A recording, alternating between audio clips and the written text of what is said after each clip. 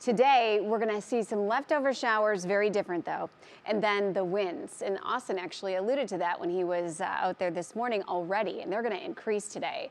So we'll look ahead to today's weather. Obviously, the weekend, first weekend of May, draft still going on tomorrow. So we're going to talk all those things. But first, winds right now. And these are sustained in white, which are, breezy, 10, 20, 25 miles an hour.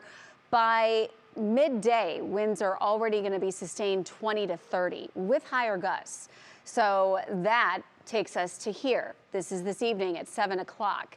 And the forecasted winds downtown at that time, if you're going to be attending draft festivities, 37 miles an hour, close to 40, and at times it will surpass that. Then overnight things start to calm a bit. It's still going to be very breezy.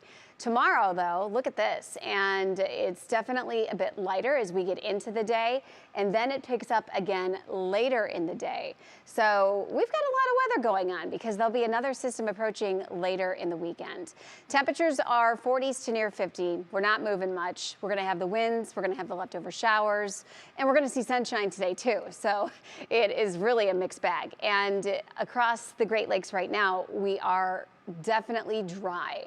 But that's going to change. Partly to mostly cloudy skies through northeast Ohio. Welcome to all of you that are in town for the NFL draft. It's exciting to have you here. And as we go hour by hour here on your National Design Mart forecast, here's a great example. 11 a.m. this morning, you see that shower popping up around Elyria and Lakeshore, Lorain County. So they're going to be much more hit and miss today, not widespread, but definitely be aware that rain is in the forecast, and that'll be this morning and into the afternoon.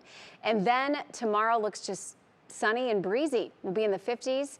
We'll end up 60s, excuse me, and then 70s on Sunday.